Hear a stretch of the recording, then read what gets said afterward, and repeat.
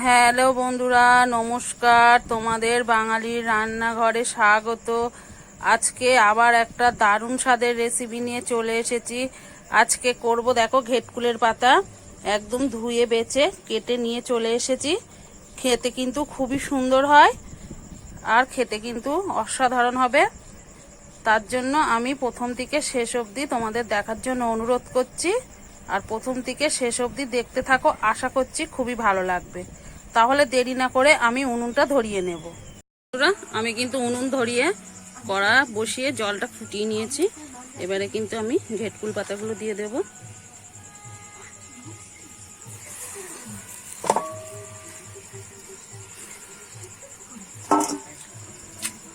আমি একটু ঢাকা দিয়ে সিদ্ধ করে নেব।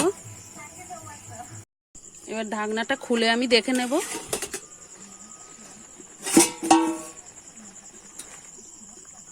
দেখো, আমার ঘেটকুল পাতাগুলো কিন্তু সিদ্ধ হয়ে গেছে। আমি এবারে নামিয়ে নেব।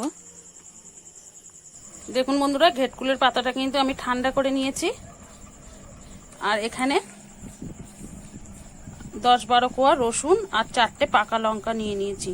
নিয়ে আমি এবার কিন্তু মিক্সার জারে দিয়ে বেটে নেব। দেখুন বন্ধুরা, আমি পেস্ট করে নিয়েছি।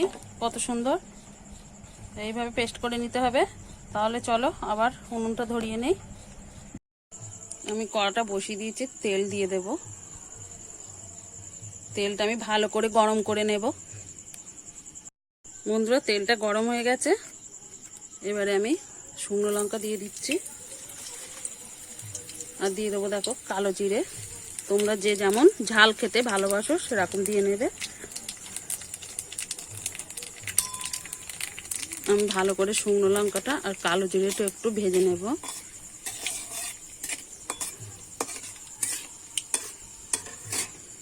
এবারে পেঁয়াজ কুচিটা দিয়ে দেব। দিয়ে আমি ভালো করে পেঁয়াজটাও ভেজে নেব। পেঁয়াজটা কিন্তু আমার ভাজা হয়ে গেছে।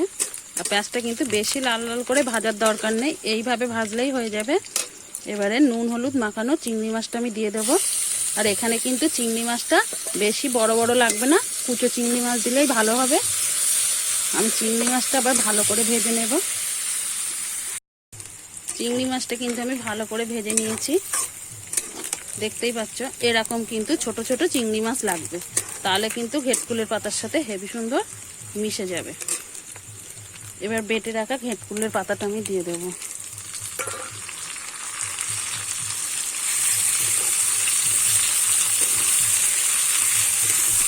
এইভাবে আমি কিছুক্ষণ ধরে রান্না করে নেব।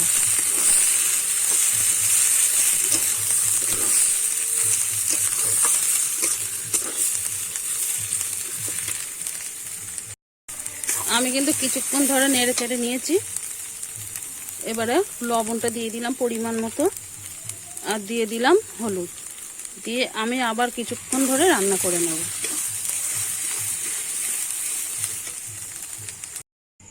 দেখুন বন্ধুরা, আমি কিন্তু তোমাদের কিছুক্ষণ পরে দেখাচ্ছি। আমার কিন্তু ঘেটকুল পাতাটা একদম ভাজা হয়ে গেছে। আমি এবার কিন্তু নামিয়ে দেব। দেখুন বন্ধুরা, কত সুন্দর হয়েছে। এবার আমি নামিয়ে দেব আর রাখবো না উনুনে। দেখুন বন্ধুরা, আমি কিন্তু একটা একদম প্লেটে নামিয়ে নিয়েছি। পরিবেশন করার জন্য একদম রেডি। আর একবার বাড়িতে বানিয়ে খেয়ে দেখবেন, না খেলে বুঝতেই পারবেন না। খেতে কিন্তু অসাধারণ হয়েছে।